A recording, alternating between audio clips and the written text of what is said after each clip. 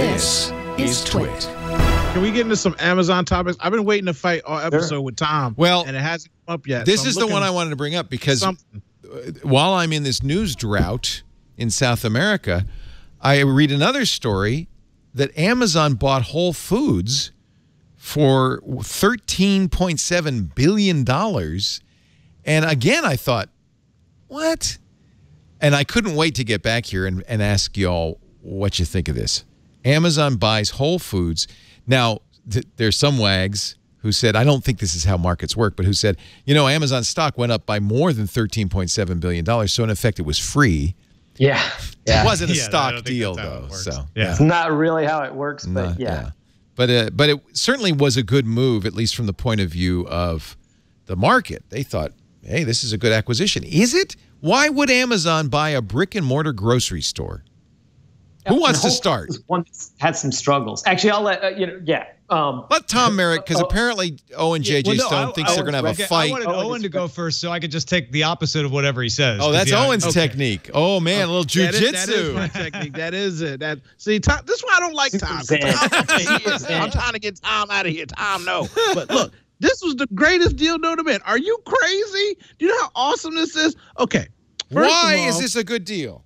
Let's hear it. First of all, Whole Foods, a.k.a. Whole Paychecks, has done the marketing research, and they only are in rich environments. Those people are the people that can afford to pay Amazon to deliver and or pick up and or drop off their expensive groceries, because regular people won't do it. So taking an Acme or a ShopRite or a Lion or whoever grocery stores are going to help you. This is a national food grocery store. So get coast to coast, Key West to Key Largo.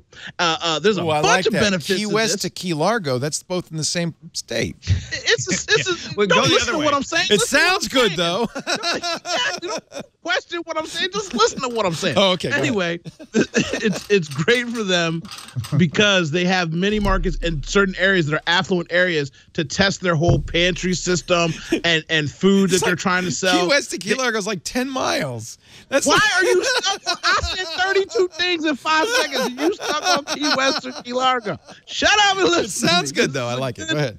This is a smart dinosaur.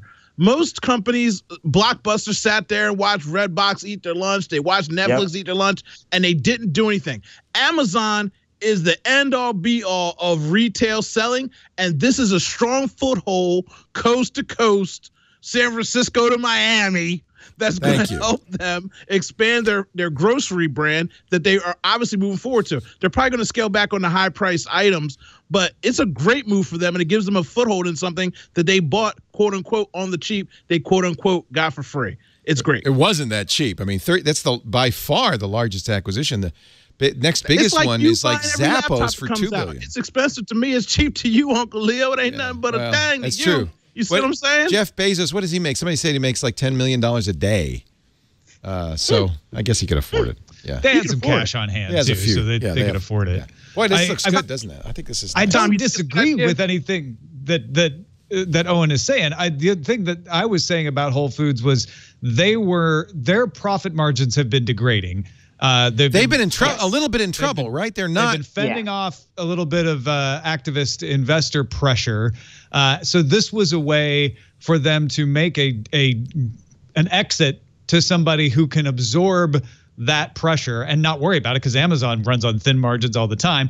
Amazon just made Amazon fresh again, because they get a presence, like Owen's saying, in all of these different markets, and they get brick and mortar outlets that they can use as distribution for that. The problem is Instacart has a 5-year deal with Whole Foods. So they're going to have to figure out what to do to either break that deal or coexist with Instacart delivering Whole Foods for 5 years. And Instacart's out there immediately saying, Amazon is a threat to every other grocery store. You want to sign up with us right now.